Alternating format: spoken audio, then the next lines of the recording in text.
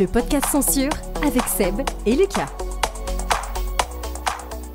Bienvenue, vos oreilles vont écouter le podcast Censure. Et oui, on est toujours là au sommaire de ce numéro, un grand débat sur le mercato du PAF. Et comme chaque fin de saison média, eh bien, on vous propose l'article qui est dédié au mercato télé, radio et digital. Et cette année, eh bien, on vous propose donc une version enrichie avec ce podcast inédit. Vous êtes donc au bon endroit pour tout savoir sur les différents mouvements d'animateurs et d'animatrices, mais aussi des principaux chroniqueurs et journalistes. Et pour nous accompagner pendant cet épisode, nous accueillons celle qui mériterait d'être dans le casting de Masked Singer dans le costume du chat rose. C'est Maud Verdeyen qui est avec nous. Coucou Seb. Salut Maud, bienvenue. Et bien sûr, mon complice de toujours, l'indétrônable, l'indéboulonnable, l'incroyable, j'en ai plus. Formidable. C'est Lucas. Le formidable, voilà. Merci. Bonjour Seb, bonjour Maud. Bonjour. Et bien, sur quelle nouvelle chaîne radio ou même nouvelle plateforme seront désormais vos visages et vos voix préférées à la rentrée prochaine? Eh bien, on est au cœur de la gare routière des médias. Je vous cache pas, il y a des départs, il y a des arrivées, puis il y a ceux qui restent à quai.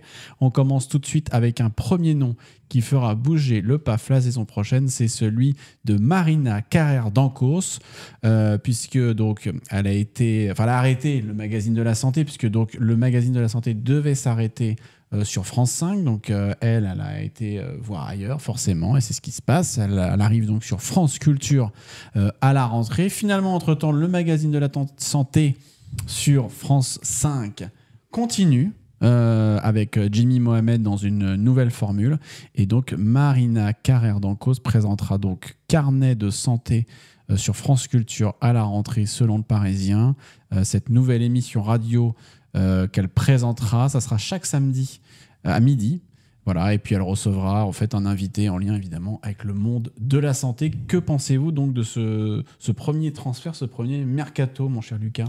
Eh bien écoute, moi je trouve que c'est dommage de voir Marina Carrère d'Ancos partir effectivement de France 5 avec un magazine qu'elle avait d'abord co-animé, souvenons-nous, avec Michel Simès. Merci beaucoup Maud. Et puis voilà, c'est vrai que c'est regrettable parce qu'effectivement le magazine de la santé devait s'arrêter. Finalement, il est repris par Jimmy Mohamed. Jimmy Mohamed qui est une figure montante du PAF, que l'on voit beaucoup, qui avait démarré, souvenez-vous, dans les grandes gueules sur RMC à l'époque. Il avait passé le casting des grandes gueules, le casting des GG. Et c'est comme ça qu'il s'est fait connaître. Maintenant, je suis sûr qu'elle aura pleinement sa place sur France Culture, avec son émission Les Carnets de Santé. Mais pour moi, ça reste une petite perte quand même pour France TV.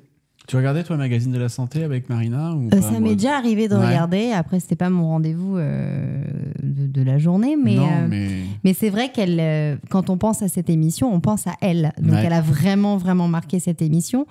Maintenant, je pense qu'ils ont voulu un petit peu renouveler tout ça, et comme tu le disais très bien, Lucas, Jimmy Mohamed est vraiment le médecin là en ce moment qu'on entend parler. C'est la figure tout à fait santé du moment, complètement. Donc je pense qu'ils ont voulu un petit peu rajeunir tout ça. Et alors du changement, il y en a encore chez France Télévisions, puisque l'autre grand changement, donc c'est le départ de Jarry de Tout le monde veut prendre sa place, donc tous les midis. L'humoriste, il aura animé finalement qu'une seule saison à la tête du jeu. Et donc, qui va prendre sa place à la rentrée? On le sait depuis maintenant quelques temps, c'est Cyril Ferraud, qui a été retenu par la chaîne après de nombreux pilotes et essais avec d'autres journalistes. Et forcément, qui dit départ de Cyril Ferraud pour un nouveau jeu, entre guillemets, pour son nouveau jeu, il laisse sa place à Théo Curin, donc dans Slam.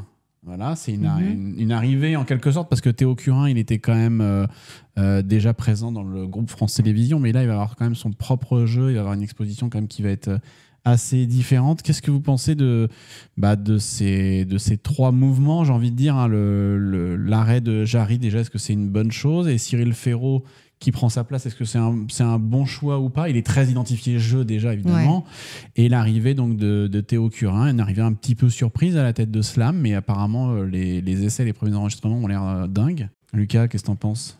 Eh bien, moi je pense que Cyril Ferraud va indiscutablement rebooster la case, en tout cas du midi pour France TV, avec son arrivée à la tête de l'émission.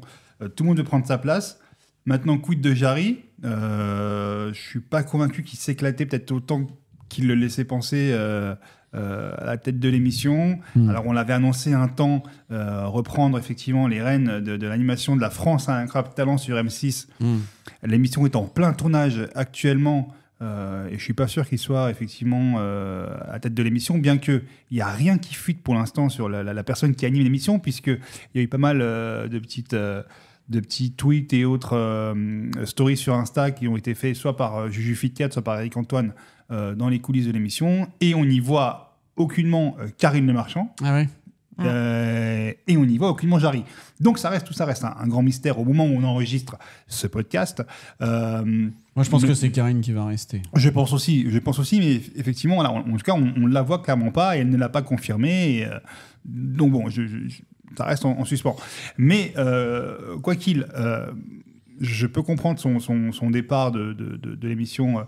Tout le monde veut prendre sa place, même si c'est dommageable parce qu'il avait apporté sa patte, c'était intéressant ce qu'il avait amené à cette émission. Quant à l'arrivée de Théo Curin sur le plateau de Slam, pourquoi pas. Voilà, moi je pense qu'il fera le taf et qu'effectivement il a une sympathie assez qui peut plaire à la ménagère comme à tout un public. Donc ouais, je pense qu'il va être bon et ça peut être une belle paire de manches pour lui effectivement. Toi, qu'est-ce que tu penses, Maud, du fait que voilà, c'est en 4 ans, je crois, hein, si je dis pas de bêtises, en 4 ans, il y aura un nouveau visage encore à la tête du jeu du midi. On rappelait que c'est Nagui qui présentait Tout le monde veut prendre sa place pendant très longtemps. L'année d'après, après son départ, il y a eu Laurence Boccolini, il y a eu Jarry, et là maintenant, donc un 4e visage avec Cyril Ferraud. Est-ce que ça montre que ce jeu-là est un peu aussi en perte de vitesse, qu'il y a autant de mouvements d'animateurs ou pas selon Non, toi ? je pense pas. Après, c'est peut-être aussi une question d'emploi du temps de chacun. Je pense que ces émissions-là, ça doit prendre énormément de temps. Je pense que Jarry, son métier quand même de base, c'est comédien, et que je pense qu'il a dû se dire pourquoi pas vivre cette expérience. Moi, j'avoue que quand je l'ai vu animer cette émission, je le voyais pas du tout animer des jeux comme ça. Finalement, il s'est bien débrouillé. Et puis oui, peut-être qu'il s'est dit finalement, je m'amuse pas tant que ça et je préfère partir. Mais je trouve ça très bien. Je trouve que Cyril Ferraud, c'est vraiment, c'est des émissions que il y a beaucoup de personnes âgées aussi qui regardent, et je pense que Cyril Ferraud est quelqu'un d'assez rassurant pour eux. Et je trouve ça très bien en fait qu'ils reprennent cette émission, et ça lui ira très très bien. Après, pourquoi il y a des changements Mais alors, est-ce que ça ne veut pas dire que l'émission finalement a du mal à trouver sa place ou sa marque après Nagui ? Est-ce que finalement Nagui a peut-être trop incarné le programme, a été trop incarnant pour ce programme pour qu'il puisse survivre suffisamment tu vois, après l'avoir incarné pendant toutes ces années? Mais je pense que Cyril Ferraud va vraiment bien reprendre la place de Nagui.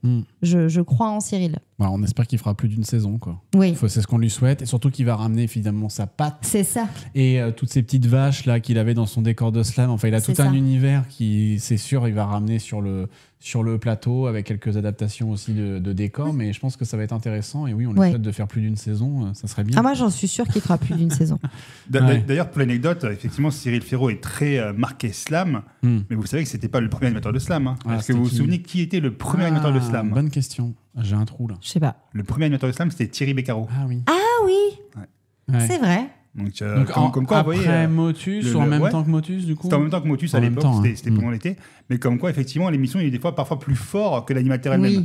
Là, la question se pose effectivement pour ce que je disais par rapport à Tout le monde prendre sa place. Est-ce que l'émission est aussi forte que son animateur d'origine qui était Nagui?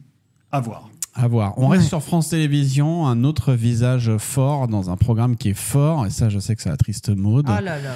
C'est le départ de Raphaël de Casabianca de Rendez-vous en Terre Inconnue. Il avait succédé il y a quelques années à Frédéric Lopez qui était fatigué, qui était éprouvé émotionnellement. Et bien pour les mêmes raisons, quasiment, tout simplement, Raphaël a décidé de laisser sa place. Alors le nom de son successeur, on ne le connaît pas encore au moment où on enregistre. Tout ce qu'on sait, c'est que Raphaël, on va quand même encore le voir pendant quelques temps à l'antenne parce qu'il y a encore en boîte des épisodes de tournée de Rendez-vous en Terre Inconnue, notamment avec Kenji, avec Thomas Sisley. Et puis il y a la déclinaison aussi du programme qui s'appelle Nos Terres Inconnues, où là ça se passe plus en France, c'est ça, c'est plus local, on va dire, et qui a été tourné avec Inès Reg. Alors bon, on sait que Inès Reg a quelques casseroles, c'est comme ça qu'on dit dans le jargon, et puis Kenji a une actualité un petit un petit peu compliqué aussi, mais il va faire son retour. Donc voilà, est-ce que c'était le bon moment finalement d'arrêter? On comprend que c'est une fatigue émotionnelle, et puis surtout à sa place, est-ce que qui vous pourriez suggérer justement pour reprendre sa place, puisqu'on parlait du jeu, tout le monde veut prendre sa place, du coup je fais le lien, pardon. Alors, Lucas, t'as une idée qui pourrait être déjà, est-ce que ça serait quelqu'un de connu ou pas? Parce que c'est vrai que Raphaël de Casabianca, il était très peu connu. En tout cas, les célébrités qui partaient avec lui ne le connaissaient pas. Et je trouve qu'il n'a pas réussi à faire oublier Frédéric Lopez. Non. Alors, je suis partiellement d'accord. Moi, je trouve qu'il a apporté quand même quelque chose de différent. Je trouve son départ est quand même dommage, et je pense que c'est une surprise. Son dopage, initialement. Alors, je ne sais pas s'il se dope, s'il fait du vélo par ailleurs, mais non, mais je trouve que c'est dommage parce que je trouve qu'il commençait vraiment à s'installer et à faire oublier Frédéric Lopez, qui continue à produire le programme évidemment. Mais voilà, est-ce que vous avez une idée de qui pourrait le remplacer, ou est-ce que ça serait pas une femme par exemple qui pourrait le remplacer cette fois-ci? Est-ce que je pense pas, parce que peut-être que dans certains, ils vont quand même dans des villages un petit peu lointains et tout. Il y a peut-être aussi le fait que ce soit un homme. Culturellement, je pense que si une femme, malheureusement, ça peut arriver, ça peut être compliqué. Ça va être très cliché. Moi, j'ai 2 noms. Ça peut être Mike Horn. Non. Mais voilà. Non. Ou Nicolas Hulot. Non, jamais. Non, mais tu vois, dans cet esprit-là. Par contre, tu parlais de femmes. Moi, je verrais très bien Clémence Castel, gagnante de Koh-Lanta, ou Claude Dartois, par exemple. Tu vois, des gens qui ont un peu cet esprit aventurier, découverte. Alors, c'est pas con, mais c'est des gens très Koh-Lanta, quoi. Ouais, moi, je pense qu'ils vont prendre un mec déjà. Ils reprendront un mec. Ouais. Et un peu dans l'esprit de Raphaël de Casabianca, je pense. Réponse dans quelques jours. Alexandre Devoise. Arrête. Moi, j'adore Alexandre Devoise. Moi aussi. Ouais. Gaël Le Forestier. Non, mais je pense que ça va être quelqu'un Vincent Perrault. Ça va être un comme tu disais, un espèce de Mike Horn, mais pas connu, c'est-à-dire un baroudeur, mais qui est pas très connu du grand public. Souhaitons-lui aussi de bien s'intégrer. Blague à part, un Vincent Lagaffe. Mais arrête, il a quel âge, Vincent Lagaffe? Mais sans déconner, il est vachement baroudeur, pourquoi pas? Non, mais tu veux le tuer, là. Vous êtes dur. Non, et puis il faut quelqu'un de fort, entre guillemets, aussi émotionnellement, pas que physiquement. C'est-à-dire, il faut quelqu'un qui, justement, je pense, n'ait pas encore fait trop d'aventures, mais qui soit suffisamment aguerri, et que ce soit un très bon guide. Mais non, je pense que c'est effectivement quelqu'un qui sera... Quelqu'un de très doux aussi. C'est vrai que quand on pense à Frédéric Lopez et Raphaël de Casabianca, ils sont quand même très doux, très dans la... calme. Très calme. Et franchement, moi, je n'ai personne... Je pense qu'on ne le connaît pas. De calme sous la main, exactement. T'as pas de reco à nous faire. Alors, on reste toujours sur France Télévisions, et c'est dingue quand même, France Télévisions. Le mercato de France TV cette année est assez incroyable. Non, mais c'est vrai, puisque après une seule saison, Marie Portolano, donc, qui faisait des gâteaux avant sur M6, s'en va de la matinale de France 2, donc de Télématin, d'après le Parisien. C'est Flavie Flament, donc, qui a été gentiment débarquée de sa quotidienne d'RTL, mais elle ne part pas, au profit donc de Faustine Bollard, qui elle sera en quotidienne. Flavie Flament arrive aux côtés de Thomas Soto à Télématin. Alors tout ça, cette annonce en plus se fait un petit peu dans un contexte un peu compliqué, puisqu'il y a une enquête de Télérama qui est sortie sur l'attitude de l'animateur, Soto, en coulisses, et sur ses exigences avec l'équipe de l'émission. Bref, en tout cas, Flavie Flament... Il n'a pas démenti, ceci étant, tout ce qu'on lui reprochait. Il a même plutôt...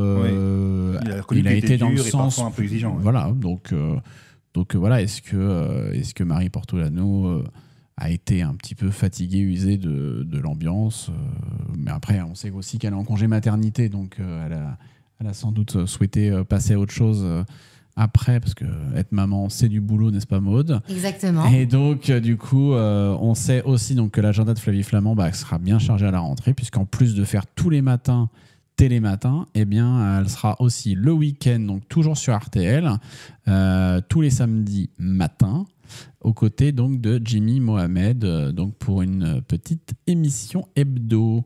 Est-ce que l'arrivée donc d'une nouvelle co-animatrice à Télématin, et en l'occurrence Flavie Flament, que moi, je peux commencer par donner mon avis, Moi, j'adore Flavie Flamand. Moi aussi. Je partage, tout à fait. Voilà. Est-ce que moi je sais pas.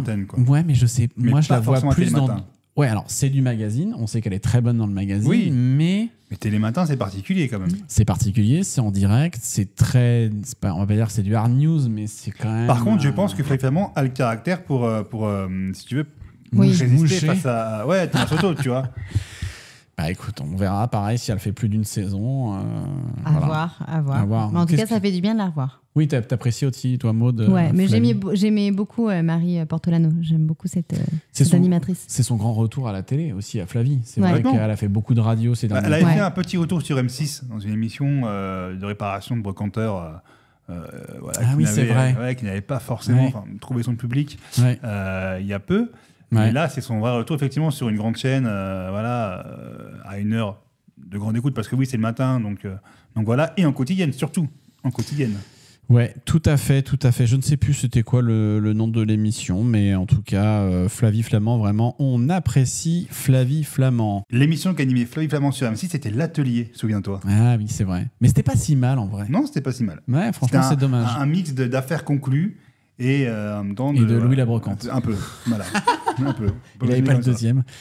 Bah, très bien. Bah, écoutez, je vous propose maintenant peut-être qu'on passe un peu en radio. Et justement, pour faire le lien avec ce qu'on disait sur Flavie, Faustine Bollard arrive, elle, du coup, entre guillemets, un peu à sa place en quotidienne sur RTL, puisque l'animatrice de France 2, elle, fait son retour en radio.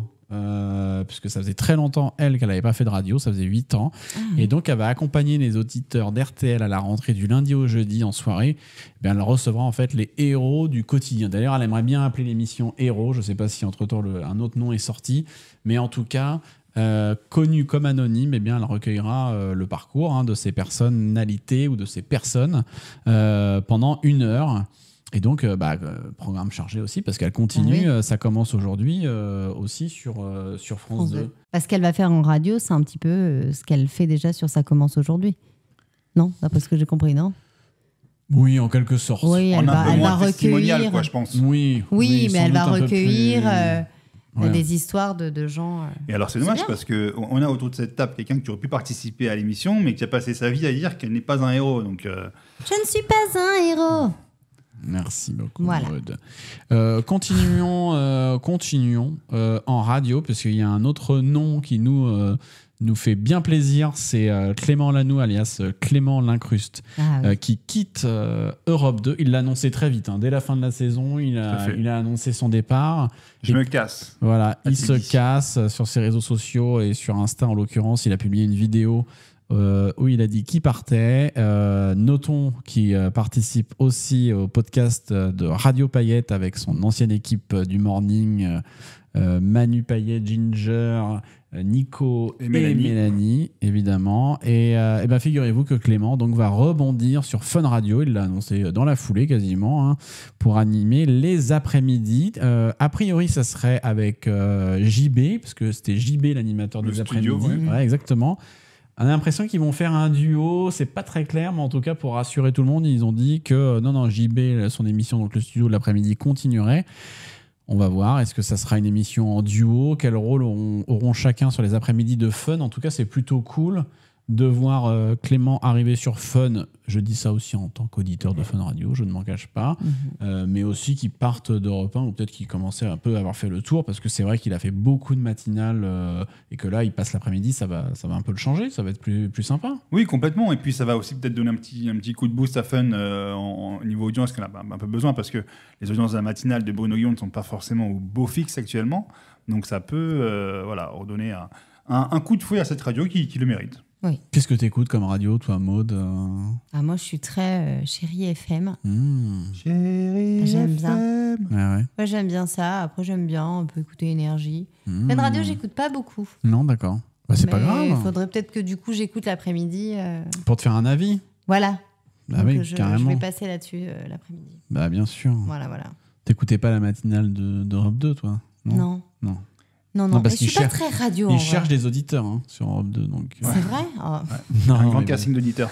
Mais Virgin Tonic, à l'époque, avec Camille Combal, t'écoutais pas? Si, ça j'écoutais. C'est là qu'a démarré Clément sur Virgin à l'époque. Oui, je le connais. Et donc, ça fait une belle paire d'années, effectivement, qu'il officiait sur Virgin Radio, devenu depuis Europe 2. Oui. Ouais, beaucoup de matinales, c'est vrai.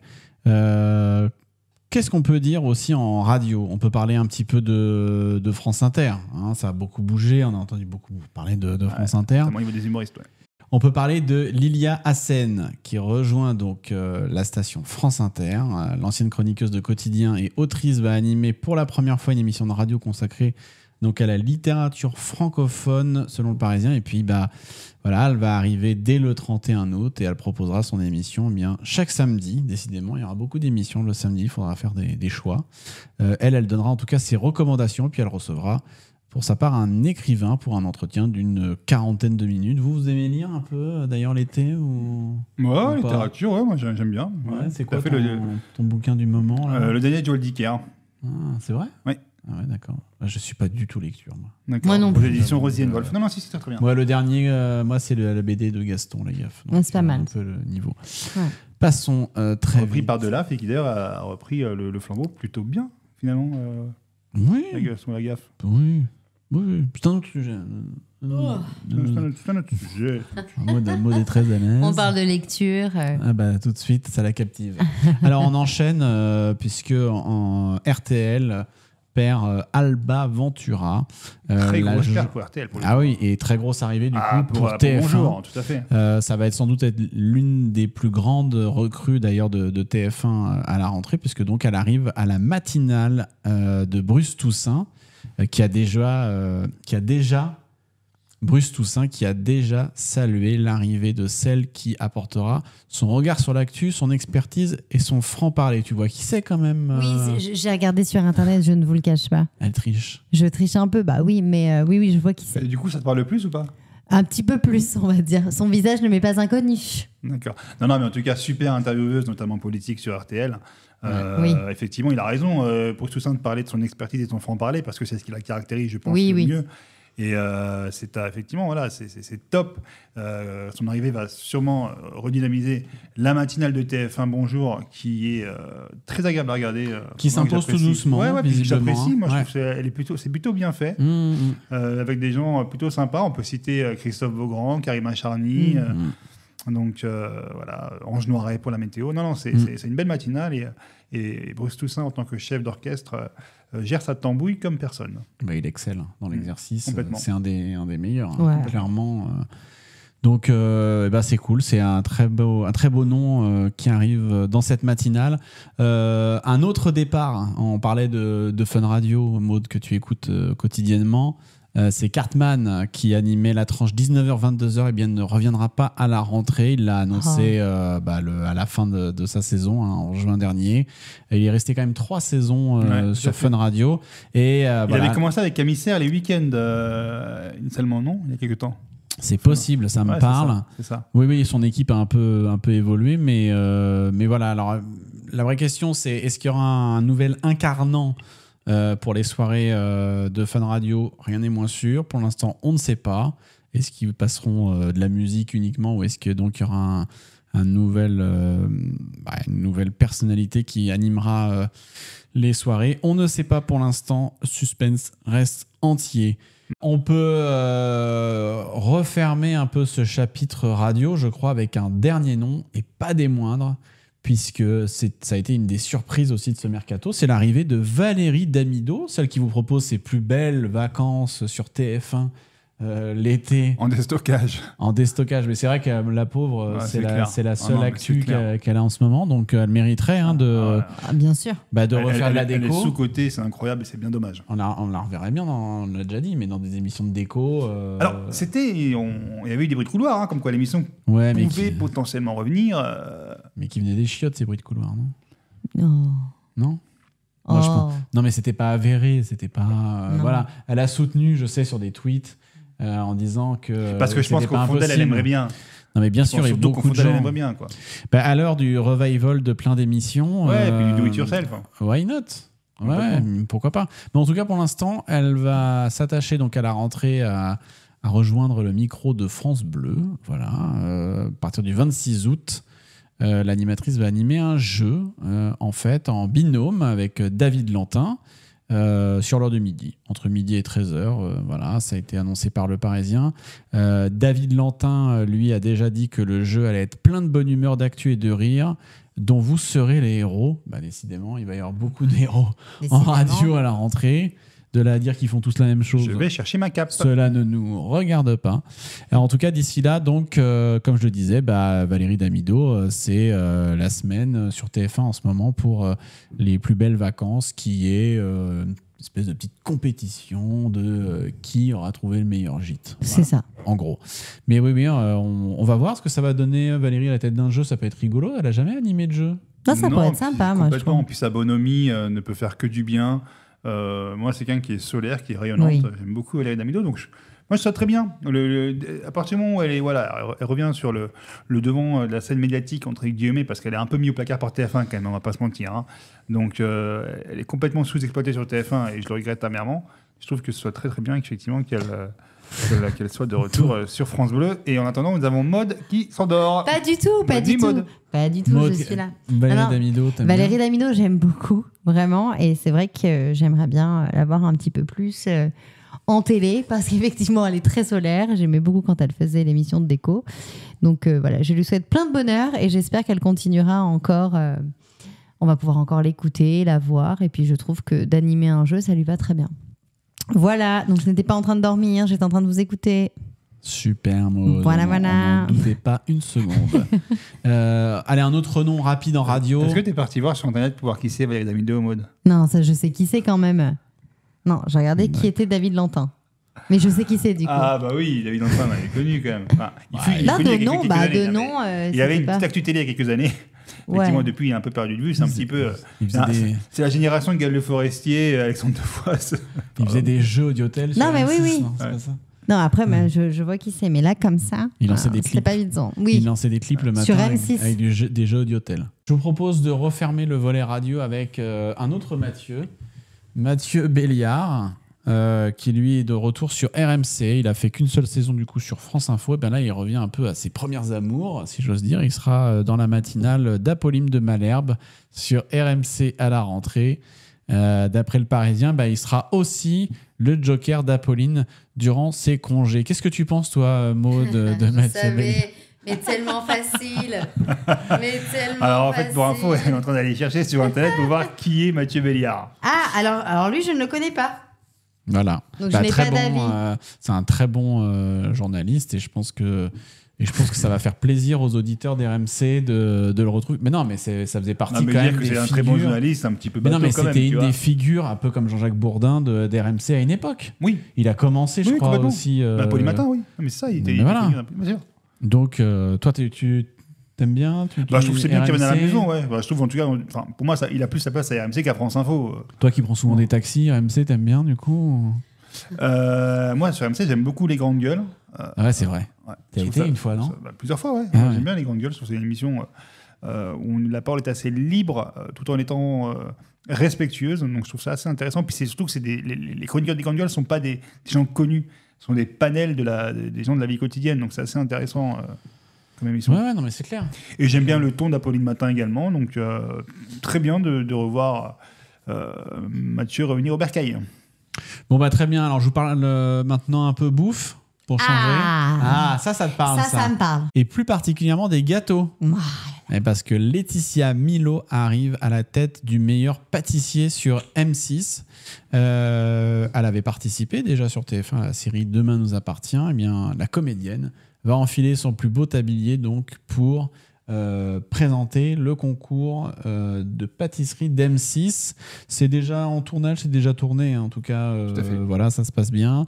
Elle succède donc à Marie Portolano, donc partie sur France 2, puis repartie du coup. Enfin, si elle va rester sur France 2, on ne sait plus où va aller Marie Portolano. Mais en tout cas, une chose est sûre, c'est que Laetitia Milo donc, sera à la tête du meilleur pâtissier. Bonne idée, mauvaise idée. Je sais que moi, j'avoue, j'étais très sceptique au moment d'annonce. Ah bon ?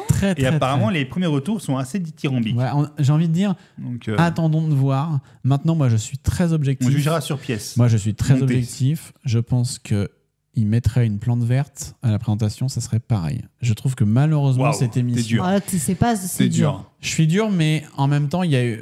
Voilà, tous les ans, ça change, en fait. Et je trouve que Cyril et Mercotte se suffisent à cette émission. Je ne vois pas pourquoi on vient rajouter une animatrice qui va faire des lancements de plateau et des décomptes et qui va gueuler au bout de la tente. Ouais, j'aurais trouvé ça très bien s'ils avaient proposé le poste à Noémie Onia, qui avait fait Top Chef et qui aujourd'hui officie dans la meilleure boulangerie de France sur M6 et qui est pâtissière de métier pour le coup, qui vraiment. Voilà. Oui, mais elle vient en tant que chef, elle va pas venir en tant qu'animatrice. Mais pourquoi pas? Non. Oui, elle pourrait faire les deux rôles. Non, moi je vois plus une animatrice. En tout cas, les animatrices qui prennent à chaque fois, c'est le même genre. C'est des femmes assez douces, un peu sympathiques, un peu solaires. Bah oui, si. Il y avait qui? Il y avait. Il y a eu Julia Vignali. Voilà. Il y a eu Faustine Bollard. C'est ça. Il y a eu Marie Portolano. Voilà. Alors moi, souvent, quand il y a des mercatos comme ça, où on met à la place d'animateurs des comédiennes, bon, pourquoi pas? Je sais ce que tu vas me dire, Maud. J'ai la dent dure par rapport aux étiquettes, etc. Bon, bref. Mais pourquoi pas? Ok. Mais moi, je me mets toujours à la place des autres animateurs, on va dire de l'écurie de la chaîne, de son catalogue de visages. Et je me dis, il y aura peut-être d'autres animateurs dans la chaîne, chez M6, qui auraient été mieux, à qui ça aurait pu faire plaisir en plus, parce qu'elle l'a dit un peu partout, c'est quand même Élodie Gossuin aussi qui voulait présenter le meilleur pâtissier. Bon, bah, ça sera pas pour cette année, même si ça change tous les ans, peut-être pouvoir tenter sa chance l'année prochaine. Mais je me dis, à chaque fois, voilà, il doit y avoir des animateurs qui doivent quand même être sur le cucu de se dire, merde, ils ont pris quelqu'un d'autre, plutôt que quelqu'un dans la chaîne. Et bon, ça reste sur M6, je fais un petit hors-sujet parce que c'est pas dans le mercato, quoique, mais il n'y a que le meilleur gagne, donc l'émission de 2 quiz qui avait présenté Nagui, il fut un temps où il y a un gradin de 100 ou 200 personnes qui va revenir. Et là, M6 nous met Philippe Lelouch et Anne-Sophie Girard. Enfin, moi, pardon. C'est un peu incompréhensible. Alors oui, Philippe Lelouch est très étonnant. Non, Philippe Lelouch, non. Philippe comédien. Mais il a fait du Top Gear. D'accord. Voilà. Mais Anne-Sophie Girard. Anne-Sophie Girard. Et Philippe Lelouch. Improbable. Alors déjà, pourquoi mettre un duo? M6, ils aiment bien mettre les duos. Ouais. Ils aiment bien Élodie Gossuin avec Issa Doumbia. Oui, ils aiment bien... Il y a qui d'autre comme duo à l'époque, il y avait Sandrine Cormand et Alex Good. Oui, c'est ça. Oui. Mais j'allais dire, il y a Cyril et Mercotte, c'est pareil. Maintenant, c'est devenu un duo. Voilà, ils aiment bien mettre... Éric Antoine et Élodie Gossuin, quand ils avaient fait l'émission à Roland-Garros... le karaoké, voilà. Ouais, Élodie Gossuin, de toute façon, elle est toujours avec quelqu'un. C'est remarqué. C'est un peu comme Jean Quétier. Et Jérôme Anthony, c'est pareil, il est rarement tout seul. Enfin bref, bon voilà, on verra ce que ça donne, Philippe Lelouch et Anne-Sophie Girard. Mais franchement, je sais pas ce que vous en pensez. Moi, qu'ils ont annoncé que le meilleur gagne allait revenir, je me suis dit, c'est génial. Quand il y a eu les noms, je me suis dit, je ne vais pas regarder. Parce que franchement... ça donne pas envie, ça n'avait pas rêvé, c'est vrai. Il va y avoir d'autres animateurs qui seraient excellents là-dedans. Non, mais complètement. Sur M6, franchement, j'aurais préféré, tu vois, à la limite, un Mac Lesguy pour le côté un peu intello. Il y avait un jeu de quiz là qui était bien, présenté par Éric Antoine. Là, oui, tout à fait. Qui peut battre là, c'est ça. Qui marchait bien. Ouais. Alors je dis pas qu'il faut mettre Éric Antoine à toutes les sauces, il fait déjà le juste prix, mais il y avait voilà ce côté un peu spécialiste, etc., qui était pas inintéressant. Là je me dis pourquoi ils ont pas mis d'autres visages d'M6 avec nous chercher ce duo fake, parce que je suis pas sûr qu'ils... Alors ils nous les ont... Et puis qu'il n'y a pas trop de sens, surtout parce qu'Anne-Sophie Girard sort un peu de nulle part, même si effectivement là c'est une comédienne, humoriste, elle a écrit des bouquins et tout, puis voilà. Mais on l'a plus vu chez Arthur.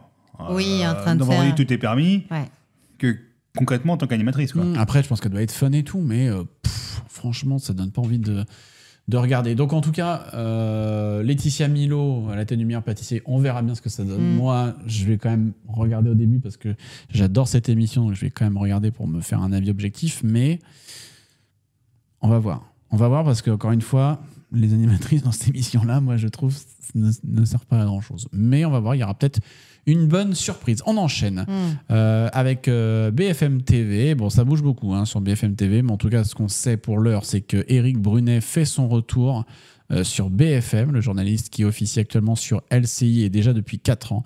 Il est de retour, finalement, là où il était à partir du mois d'août. Lui présentera la tranche d'infos et de débat de 20h à 22h. Tranche qu'avait tenté de relancer Ruquier la saison dernière, mais ça s'est vautré, ça a été un pétard mouillé. Avec le mentor Ruquier, ouais, ça. Voilà, on peut le dire, ça a été un vrai pétard mouillé. Donc, on verra bien ce que ça va donner. En tout cas, donc Éric Brunet qui revient sur BFM TV. Vous, ça vous captive, vous en avez rien à cirer, comme dirait Laurent Ruquier. Pas mal, non? Ah, super. Merci. Bravo. C'est improvisé tout ça. Là, il n'y a pas de fiche. Non, mais là, tu vois, ça, c'était forte. Elle était forte, cette vanne, comme Sophie. Rien à cirer à l'époque. Attends. Faut vraiment avoir la ref. Je suis pas sûr que Maud l'avait pour le coup. Et non. Mais Éric Brunet, ceci étant, qui lui aussi revient sur BFM, pourquoi pas, il est plutôt bon dans bon animateur et éditorialiste. Donc je trouve que c'est tant mieux pour BFM, et puis dommage pour LCI, même si je suis pas sûr que ce soit vraiment une grande perte pour eux. Moi, ce que j'ai entendu, c'est que le truc, c'est que LCI, c'est très international. En fait, le traitement de l'info est très international. Alors, BFM, c'est franco-français, on va dire, et c'est très local. Et que voilà, il voulait peut-être revenir aussi à une information un peu plus de proximité, parce que faire l'international, voilà, c'est peut-être un peu aussi redondant, et ça peut-être bouge moins que sur BFM où ça va plus bouger. En tout cas, s'il fait sur BFM ce qu'il faisait à l'époque sur RMC, dans Carrément Brunet, juste après les GG, juste après les grandes gueules sur RMC, ça peut être top. Ouais. C'est une émission très intéressante, Carrément Brunet. Alors, c'était une émission d'échange avec les auditeurs, un petit peu ce qu'il fait actuellement sur RTL le midi. Mais voilà, s'il est dans cet esprit-là, ça peut être sympa, et ça peut effectivement apporter un dynamisme à la chaîne info BFM TV. Bon, on verra bien s'il arrive à lancer cette tranche info. Je vous propose maintenant un peu en vrac quelques noms. Allez. Parce que ça, des petits noms à picorer comme ça. Déjà, ça fait... Oui, voilà, c'est des petites tapas. C'est bientôt l'heure de l'apéro, donc des petites tapas à picorer. Ce qu'on peut se dire, c'est qu'il y a Isabelle Saporta et Étienne Guernel qui sont annoncés sur RTL. Voilà, deux jolis noms donc, qui vont renforcer les matinées de la station rouge. Il y a aussi Yasmine Ouglis qui débarque sur RMC Story. Alors la chroniqueuse de la Maison des Maternelles arrive aussi sur RMC Story, donc pour animer son nouveau talk show, tout simplement. Ça s'appelle Ça, c'est la France. Ça sera chaque week-end en access. Et donc, ça fera la promo du vivre ensemble et ça mettra en avant la diversité de notre beau pays. Elle sera entourée du journaliste Asdine Ahmed Chaouch, de l'influenceuse... Qu'on a pu voir dans le quotidien, il fut un temps. Tout à fait, c'est bien la même personne, je vous confirme. De l'influenceuse Julie Mamoumani et de l'humoriste Daco. Et ça, c'est Télé Loisirs qui a balancé le cast de ce petit talk show sur RMC Story. Qu'est-ce qu'on peut vous dire d'autre? On sait aussi qu'en radio, ça va être un peu le retour de Patrick Cohen. Il revient un peu comme éditorialiste politique. Selon le Parisien, il sera en fait juste avant l'interview politique de 7h50 de Sonia Devilliers. Ben voilà, c'est le retour d'un Patrick Cohen en radio, donc sur France Inter. Et puis Thierry Moreau, qu'on apprécie, qu'on aime beaucoup depuis plusieurs années. Il est visiblement écarté de la nouvelle formule de C'est Médiatique, l'émission média de France 5. Il est arrivé dans un tweet, je crois, le 10 juillet, si je dis pas de bêtises. Bon, tu as une excellente mémoire, Lucas. Donc voilà, écoutez, nouvelle formule a priori de l'émission à la rentrée, et c'est dommage. On espère que Titi, comme l'appellent les intimes, saura rebondir et trouver son nid pour la rentrée. Lucas sait toujours me mettre en valeur. Toujours. Voilà, alors sur ces petits noms en vrac, lequel tu retiens, lequel tu apprécies? Maud, qu'est-ce que tu en penses, sinon au global de tout ce mercato? Mais que c'est très bien. Bah merci, Maud. Ça, c'est l'analyse média, ça, tu vois. N'hésitez pas, vous voulez de l'analyse média, vous appelez Maud. Ah mais complètement, non, c'est très assez bien. médiatique, tu peux remplacer Titi, toi, tu peux y aller. Non, c'est très bien là. Non, en vrai, qu'en vrai, j'ai rien à dire, donc je vais pas parler pour rien dire. Ouais, c'est très bien. Ouais, c'est mieux. Ouais. Voilà. Après, en général, je trouve que c'est plutôt positif. Et puis, ça fait du bien, un petit peu de changement. Et puis, on verra comment ça se passera. Mais pas trop, parce que des fois, ça perturbe les personnes âgées. Hein. Moi, je pense à France 2, sans blague. Alors, c'est plus Féro, Aslam, c'est un autre gars. Féro, en fait, si tu veux le regarder maintenant, c'est sur le midi. Là, voilà, c'est. Non, ça va bien les perturber. Hein. Mais ça va bien se passer. Ça va les perturber, hein, franchement. Mais le mercato, en tout cas, n'est sans doute pas terminé. Il peut y avoir encore des grosses surprises qui vont être annoncées. Donc, évidemment, nous continuons à mettre à jour notre article jusqu'à la rentrée média de fin août. Il peut se passer encore beaucoup de choses. Il y a encore des contrats qui se signent peut-être à la plage ou à la montagne ou à la mer. C'est ça. Enfin bref, en tout cas, voilà. Merci Maud pour merci à vous. De ce crossover en quelque sorte. Parce que Maud, elle a une actu débordante puisqu'on la retrouve dans son propre podcast. Exactement. Qui s'appelle En Mode Podcast. Exactement. Pour ceux qui ne savent pas encore. Et puis Lucas, on le retrouve chez lui. Tous les jours. Tous les jours, effectivement. Voilà. Grosse actu. Grosse actu. Parce que je crois qu'il y a une vaisselle qui s'organise pour ce soir. Ah bah écoute, ça va être du lourd. Ça va être du lourd. Je peux te dire que ça va claquer de l'assiette. On va pas te déranger. On va pas te déranger plus longtemps. Hein. On va pas te ralentir dans tes projets. En tout cas, merci à vous de nous avoir écoutés et supportés.